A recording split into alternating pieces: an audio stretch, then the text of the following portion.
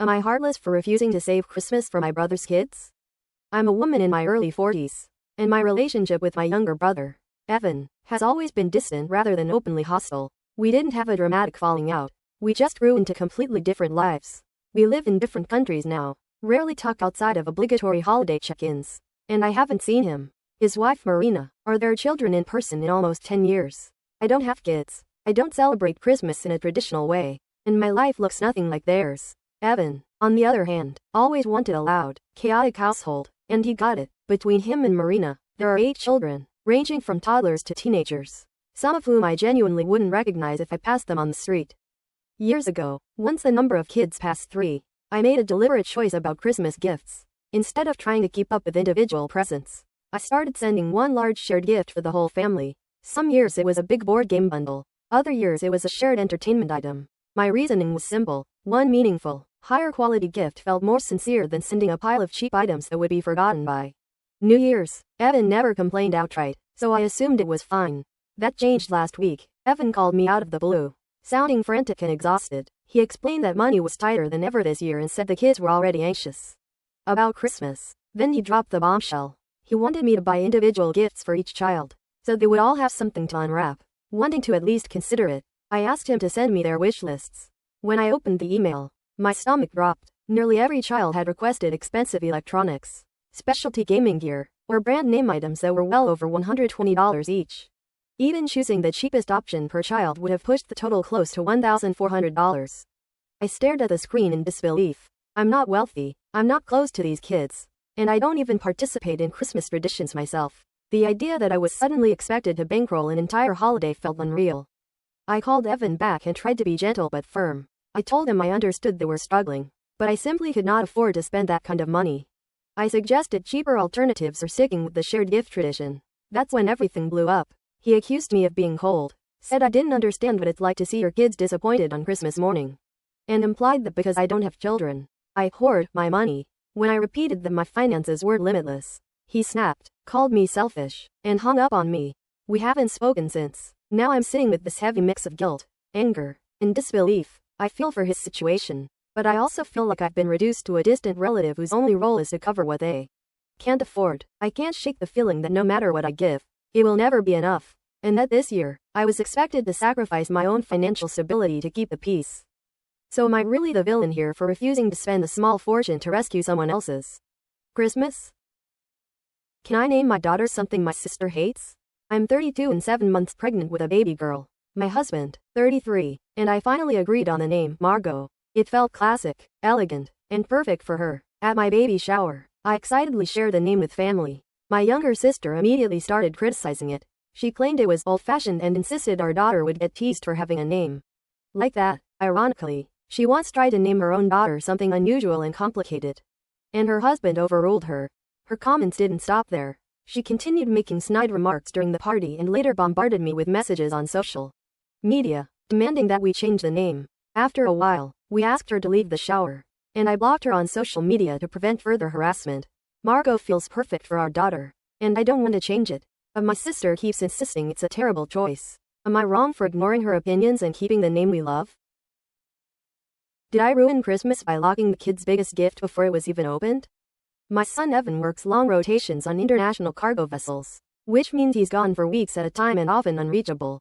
He's married to Lena, and together they have 2 young children. The last couple of years have been brutal for them. Lena lost her job and hasn't been able to find anything that fits around childcare while Evan is away, and the financial pressure has clearly taken a toll on the household. Over time, I started noticing a pattern that made my stomach drop. Whenever money got tight, the kids' belongings would quietly disappear. Not toys they'd outgrown or broken things, but newer, expensive gifts. A console game I bought for my granddaughter was sold online less than 2 weeks after she opened it. Supposedly because she was playing too intensely, but Lena couldn't explain what that meant. What made it worse was seeing that, despite these sacrifices, Lena still found money for regular personal splurges, which made the explanations feel hollow. As Christmas approached, Lena asked if I could buy the kids 2 tablets. They weren't cheap, and the moment she asked, I felt a knot in my chest. I imagined the kids tearing open the wrapping paper, their excitement lighting up the room, only for those tablets to quietly vanish a month later under the excuse of discipline or necessity. I didn't want to disappoint the kids, But I also couldn't stomach the idea of pouring that much money into something I believed wouldn't stay with them. So I made a decision that I knew might cause conflict. I bought the tablets, set them up myself, and locked the system settings with a passcode only I know. The kids can use them freely, but they can't be wiped, reset, or sold. When I called Lena to tell her the gifts were bought and explained the passcode, the conversation exploded almost instantly. She accused me of spying on her, of treating her like a thief, of deliberately humiliating her right before Christmas. Within hours, my phone was blowing up with messages saying I'd crossed a line, undermined her authority, and poisoned the holiday spirit. Now Christmas is days away. Tensions are sky high, and I'm left wondering if protecting the kids' gifts was worth turning a fragile family situation into an outright war. Did I overreact when my spouse gave away something I cherished? After returning from a trip to Portugal a couple of months ago, I brought home a carefully chosen bottle of aged port that I'd selected during a guided tasting. It was pricey, meaningful, and meant to be something my wife and I would eventually enjoy together. I'm not someone who drinks often, which made the choice feel even more personal. Around the same time, I'd also been given a sealed bottle of Spanish Red by a close coworker.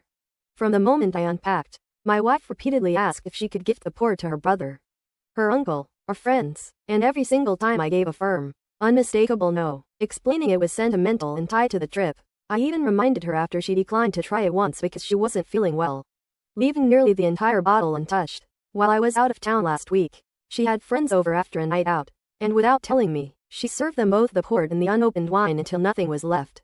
When I noticed they were gone and asked about it, she shrugged and said she'd share them, claiming she forgot my boundary and adding that she doesn't keep track of things she considers unimportant. What hurt most was that I had already brought back a separate bottle of rum specifically for her to share with friends, yet she chose the two things I explicitly protected. When I tried to explain how deeply upsetting this was, she brushed it off, told me not to damage the marriage over alcohol, and suggested I was the one who needed professional help. Now I'm left reeling, not over the drinks themselves, but over how easily my clearly stated boundary was ignored and then dismissed as meaningless. Was I wrong to ask my girlfriend to shower? My girlfriend barely showers, maybe once a week, twice if I'm lucky. We go to the gym together, and I can always tell she sweats, but she insists she doesn't. I've tried to ignore it at first, but the smell is affecting our intimacy. I used to love being close to her, but now I avoid getting physically affectionate because it's just overwhelming. I've tried dropping hints, like suggesting we shower together, but she refuses, saying there's only room for one in the shower. One night, she invited me to lie down next to her on the floor and talk about travel plans. I lasted less than a minute before making an excuse to leave because I couldn't handle being that close without gagging slightly. After months of awkward hints and frustration, I finally told her directly, I know you say you don't sweat, but I can smell it. I'd really appreciate it if you showered more often. She completely lost it, accusing me of thinking she's disgusting and saying I was attacking her. Now our relationship feels strained, and I'm unsure how to fix it. Am I wrong for expecting a partner to practice basic hygiene and take care of themselves? Would I be wrong to skip Thanksgiving over my family's rules? My partner and I usually go to my extended family's Thanksgiving.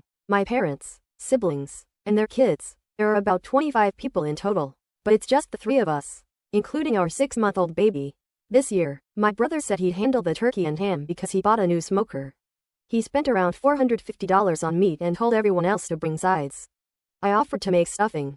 The next day, my sister sent a group chat message saying every family unit had to spend at least $150 on food, or chip in to cover my brother's meat. It felt sudden, controlling, and like a strict rule rather than a suggestion.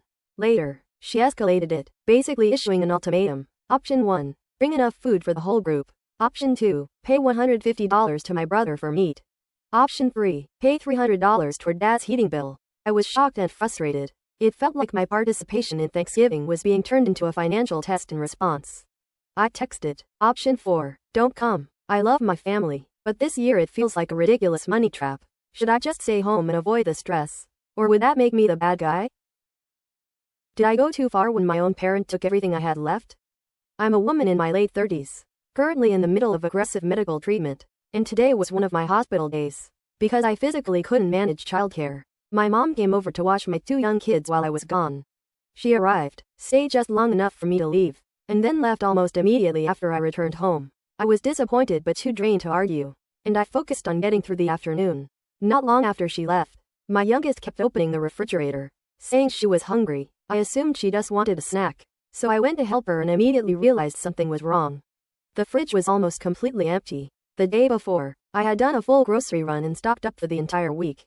Milk, juice, fruit, easy meals, snacks, and things I could manage while sick. Every single item was gone. No milk, no juice, nothing I could quickly give my kids. It slowly dawned on me that my mom must have packed up the groceries and taken them with her when she left. I tried calling her over and over, but she wouldn't answer. I then called my brother, who lives across town, and when I explained what had happened, he was furious and said he would confront her directly. Meanwhile, I was sitting at home, weak from treatment, days before Christmas, staring at an empty fridge, knowing I couldn't easily replace several $100s worth of food that my children and I needed to get through the week. I feel sick over it in more ways than one. I'm hurt, angry, and honestly scared about how I'm supposed to manage right now. Part of me is seriously considering taking formal action, not out of revenge, but because I don't know how else to recover what was taken or make sure my kids are fed when I'm already stretched to my limit. Is it unreasonable to demand people use my real name? I'm a 17-year-old student who recently moved from abroad to attend high school in the US. And from day one my name became an issue. When I introduced myself, classmates immediately struggled with it and decided it was too complicated. Without asking, they picked a simpler, more American-sounding name and started using that instead. What surprised me most is how fast it stuck. Now almost everyone, including a couple of teachers, calls me this substitute name as if it were mine. I've tried handling it calmly. I've explained more than once that I don't care if people mispronounce my name or spell it wrong, as long as they actually use it. I've said this politely, without snapping or embarrassing anyone. Instead of adjusting, a lot of people reacted with eye rolls and sarcasm, and some even escalated it by deliberately calling me other random names just to get under my skin. The frustrating part is that, aside from this, I genuinely get along with my classmates. They're friendly, they joke with me, and they don't seem hostile. But this one issue keeps coming up and makes me feel dismissed. It's no longer about pronunciation or convenience. It feels like my identity is being treated as optional, like something that can be renamed for other people's comfort. Am I overreacting for wanting my actual name to be respected? Or is it reasonable to expect people to call me what I'm actually called? Would you make a gender reveal cake, Ray, if you didn't know the gender? I, 25M, have been baking as a hobby for a few years and have gotten pretty good at it. Sometimes people even pay me under the table for birthdays or showers. So when my sister, Mia, asked me to make the cake for her gender reveal, I was excited. I asked her to tell me the baby's gender so I could plan the filling. Classic pink or blue, but she just smiled and said she wanted to be surprised too. Just make it neutral, she said, and we'll all see together. I was a little confused. So she wanted a reveal cake that didn't reveal anything? She promised her friend would email me the info, but the email never came. The deadline came and went, and I still didn't know the gender. I didn't want to guess and risk messing it up, so I made the cake entirely gray. Gray inside, gray outside, with little fondant clouds and silver sprinkles. It tasted fine, but visually it looked like a storm cloud.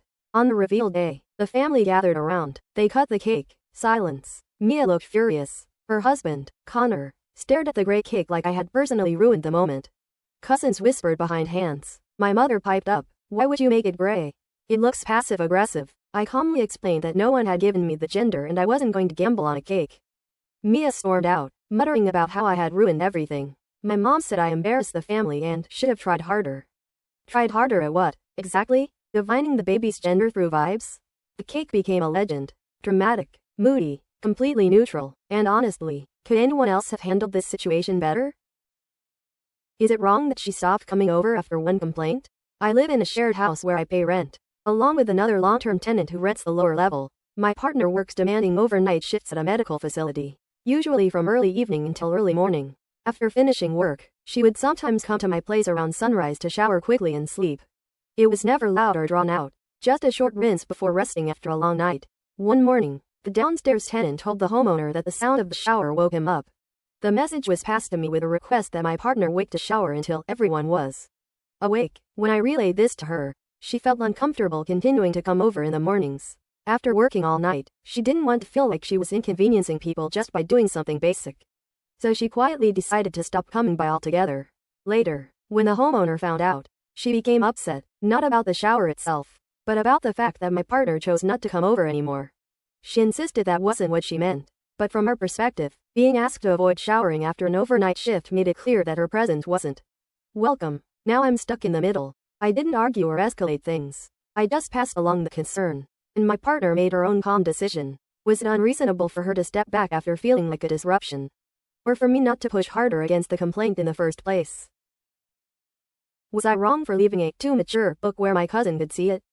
I'm a college student in my early 20s, and for the past few weeks my uncle and his teenage daughter have been staying with my family while their place is being renovated. Because of space, my cousin, who's in her early teens, has been sleeping in my bedroom. Before they arrived, my mom asked me to put away any books she felt were inappropriate for someone that age.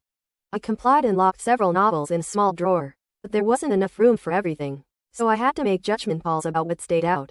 I left a few dystopian novels on my shelf, including one I'd studied years ago for a literature exam. That particular book was filled with my old notes and messy annotations from when I was a teenager myself, and I honestly didn't think it would interest her at all. Between the dense themes and my borderline illegible handwriting, it didn't seem like something she'd pick up casually. I was wrong. One afternoon I came home to find out my cousin had been reading it, and my uncle had discovered this and immediately shut it down, telling her she was far too young for that kind of material. Then he turned on me. He accused me of being irresponsible and careless, saying that by leaving the book on my shelf I had exposed her to something inappropriate and that it was my fault for not locking it away like the others. I didn't intend for her to read it, and I genuinely thought I'd taken reasonable precautions given the limited space I had. Still, his reaction made me second-guess myself.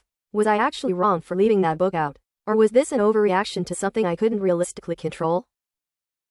Was I wrong for objecting when my family redirected secret savings meant for me? I'm a 31-year-old woman who has been financially on her own since finishing university. I worked nearly full-time while studying, paid off my loans without help, and only recently started putting money aside to buy a small apartment. When I was younger, my guardians were very clear that once I finished secondary school, I needed to stand on my own feet.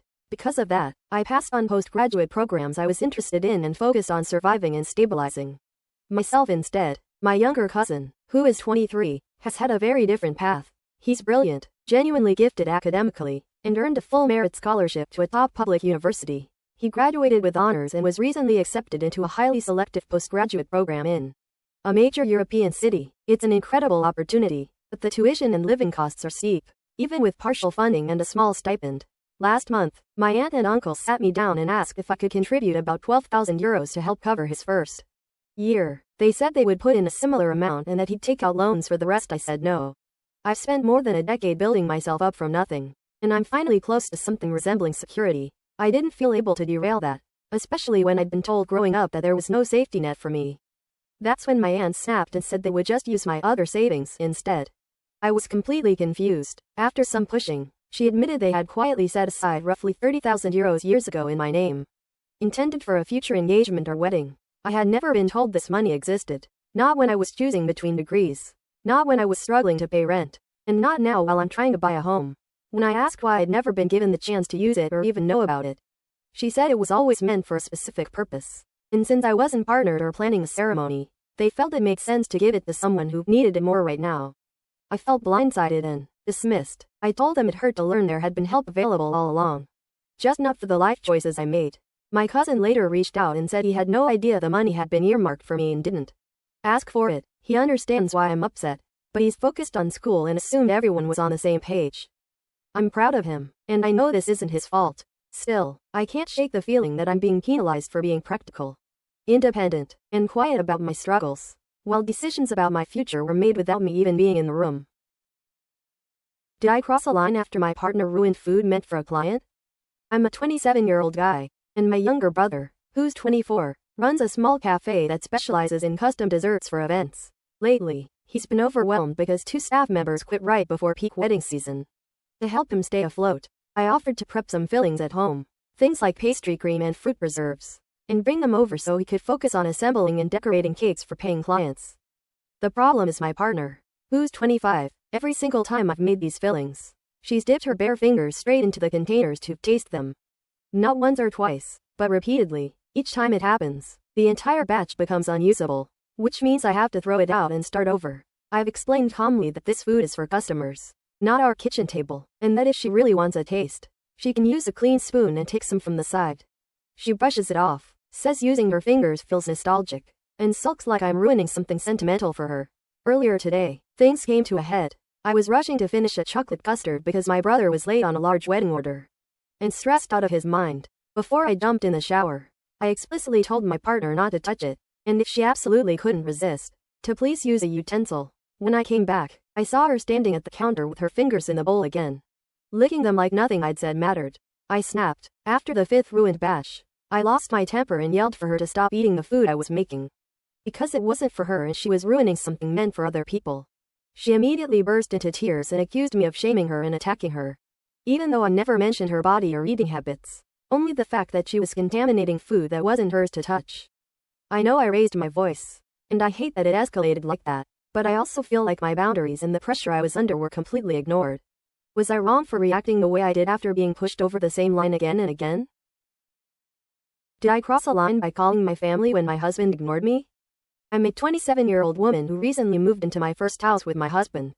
And I'm 4 months pregnant with our first child. This pregnancy has been brutal. I've had severe nausea and vomiting to the point where I fainted, hit my head, and ended up hospitalized for nearly a week. When I was finally discharged, I was weak, exhausted, and barely functioning, but I was relieved to be going home to recover. That relief lasted about 5 minutes. When I walked into the house, I found out my husband had moved his brother's wife, and their kids into 2 of our 3 bedrooms while I was hospitalized. One of those rooms had been my home office, and all my work papers were dumped into our bedroom. The house itself was chaos. Overflowing trash, dirty laundry everywhere, used diapers left out, dishes stacked and scattered. I stood there and just started crying. My husband brushed it off and said it wasn't that bad. I told him if that was true, then he should have the house cleaned before I woke up. I was so sick and drained that I passed out for hours. When I woke up, I couldn't even find a clean glass to get water because every single one was dirty and spread around the house. Nothing had been cleaned. Fighting tears, I started washing dishes myself, even though I felt awful physically. The next morning, I tried to work from home while their kids screamed, banged on walls, and ran through the house. Their mother stayed locked in her room most of the day, ignoring them completely. That evening, my husband came home and didn't ask how I was feeling. Instead, he scolded me for not helping his sister-in-law with the kids and for not getting anything done around the house, apparently forgetting he hadn't cleaned a thing either. That turned into a full-blown argument. I told him I was too sick to host anyone and that his brother's family needed to leave. He flat out refused, saying they were his family and you wouldn't kick them out. I broke down. I felt trapped, ignored, and physically incapable of handling any of this. Right in front of him, I called my mom and asked if I could come stay with her. Explaining everything, she showed up shortly after with my older brothers. My mom was furious and told my husband that if his family could take over the house, then so could mine. She sent me straight to bed while my brothers loudly cleaned the house, openly criticizing how filthy it was and how wrong it was for my husband to put a sick, pregnant wife through this. Later, I received a message from my mother-in-law accusing me of being selfish for not helping clean and for embarrassing my brother-in-law by letting my mom boss him around. Now I'm being painted as the problem for calling for help when I felt completely ignored and overwhelmed. So was I wrong for involving my family when my husband refused to listen? Was I wrong for letting someone go after a tragedy at work? I'm a senior manager at a mid-sized tech company, and earlier this year one of our junior team members experienced a devastating loss.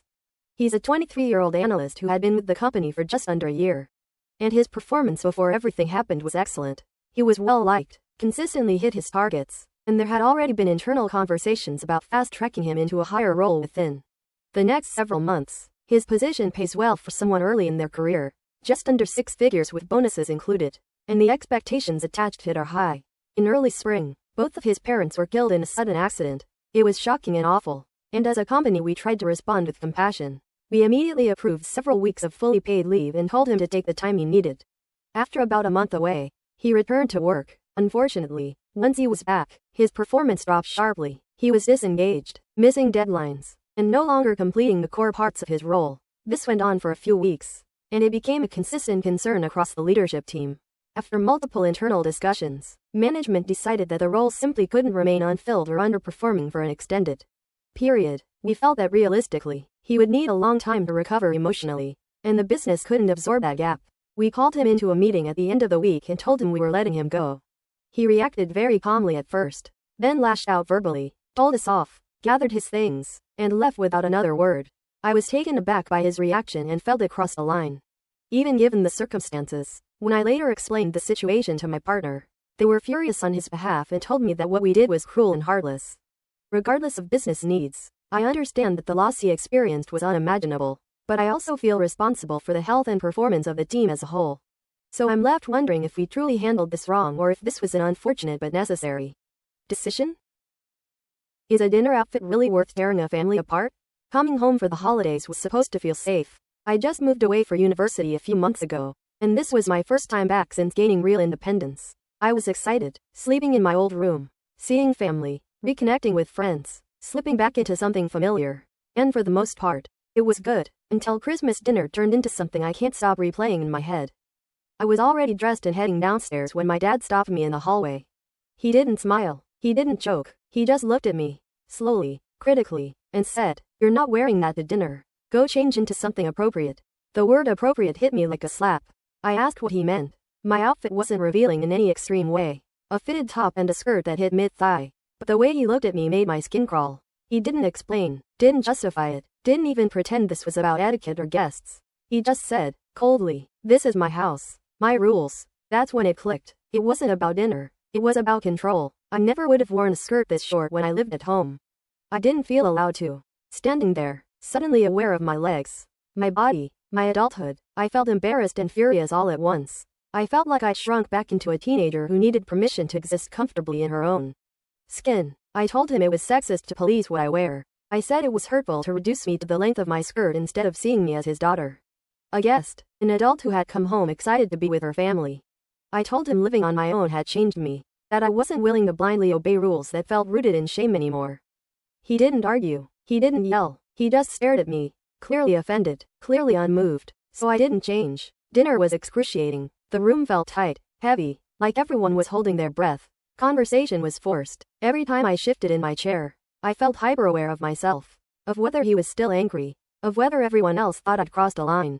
I kept my head high, but inside I was shaking.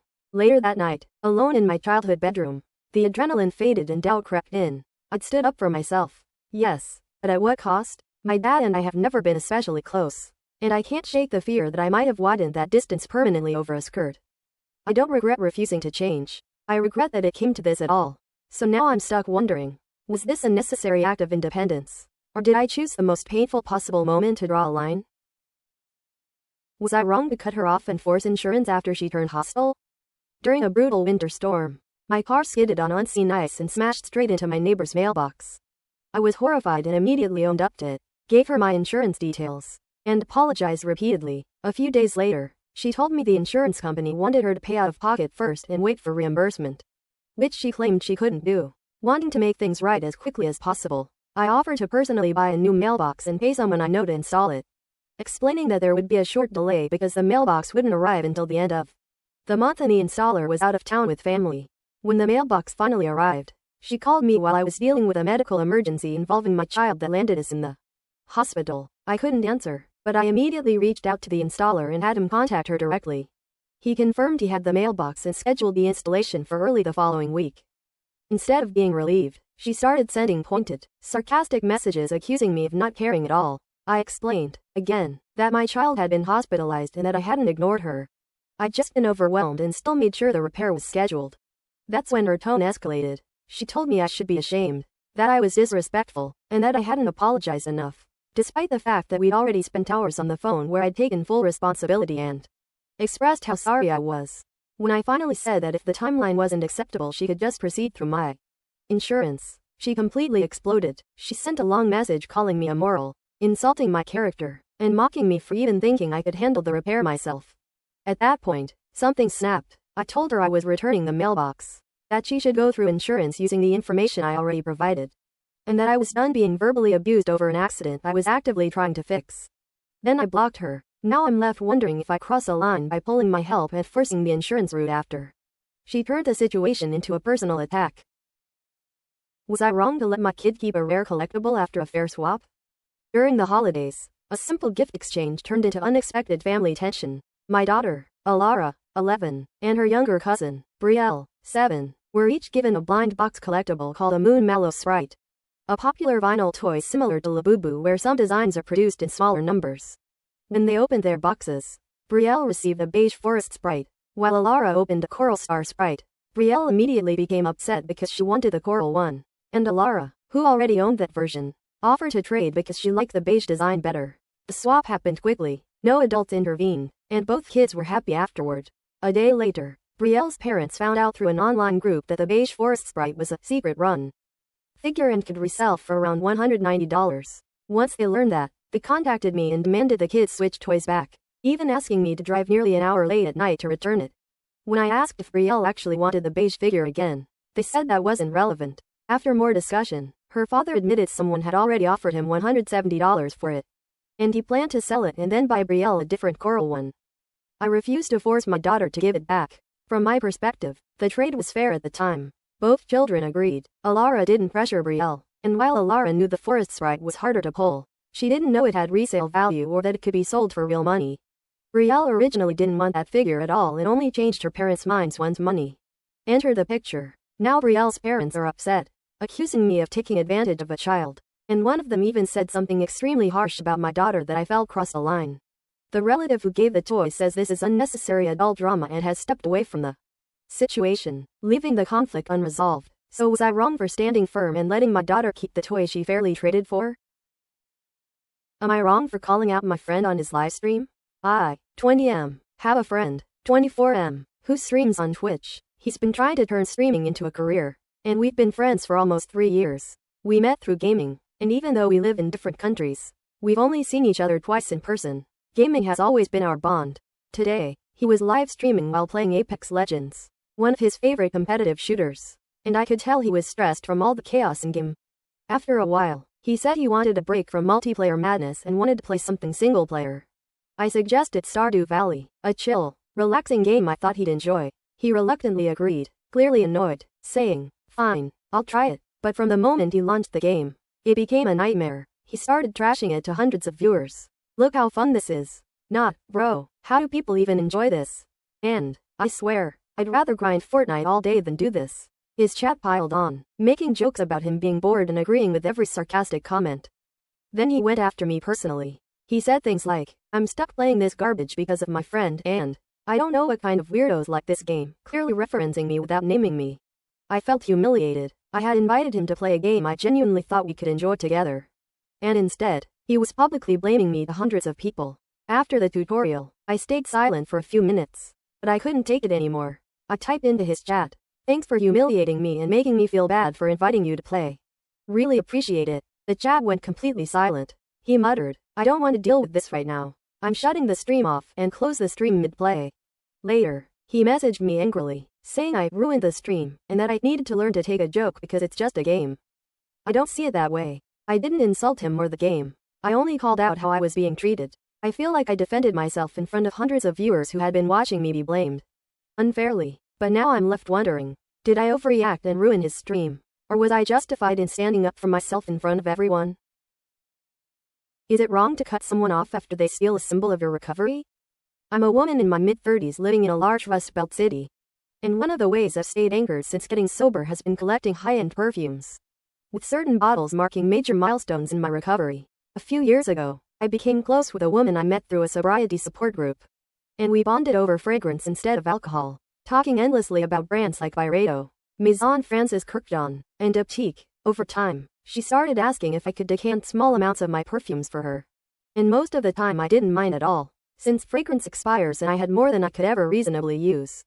The one exception was a bottle of Maison Margiela Replica Jazz Club, which I bought to celebrate my first full year sober, and which, for me, is inseparable from surviving withdrawal, rebuilding my life, and learning how to exist without alcohol. When she asked for that one, I gently declined and suggested she grab a free sample from Sephora or Nordstrom, which somehow turned into accusations that I was being controlling, elitist, and afraid of anyone else smelling like me, despite the fact that I'd shared nearly every other scent I owned.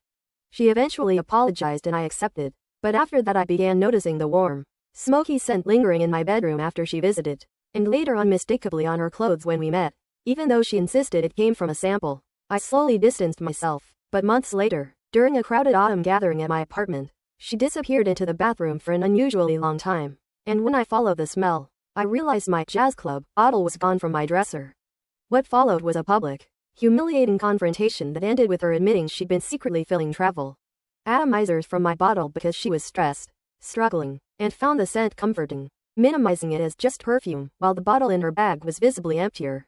Now our mutual friends keep urging me to forgive her, framing it as a trauma-driven lapse tied to addiction and insisting I'm being harsh if I don't let it go. But I can't shake the feeling that she chose that specific bottle precisely because of what it meant to me, leaving me wondering whether standing my ground makes me heartless or whether forgiveness stops being automatic when someone knowingly steals a symbol of your survival? Was I wrong for saying something when one person took almost everything? My partner and I went to a large Asian-style buffet to ring in the new year together, hoping for a relaxed, festive meal. As we walked along the hot food line, we noticed one of the most popular items, sticky glazed pork ribs, had just run out, but a server was weaving through the crowd with a fresh metal tray. We stepped aside politely and waited, assuming it would be fair game once it was set down. The moment the tray hit the counter, another diner lunged for the serving tongs and began piling ribs onto her plate. At first, I didn't think much of it, figuring she'd take a portion and move on. Instead, she kept going, carefully stacking piece after piece until her plate was nearly overflowing. Then, to my surprise, she grabbed a second plate and waved over a young boy, possibly her grandson, and started loading that one too. By the time she was done, close to half the tray was gone, and a small crowd had formed behind us waiting. Under my breath, but loud enough to carry, I remarked to my partner something like, "Wow, I guess everyone else is just supposed to miss out." The woman clearly heard me. She spun around, slammed the tongs back into the tray with a sharp clatter, shot us an angry look, and stormed off without taking another bite. My partner immediately looked mortified and told me I'd made a scene for no reason. She said it would have been easier, and less awkward, to just grab something else and circle back later instead of calling attention to it. But was I really wrong for speaking up when one person was clearly taking more than their share?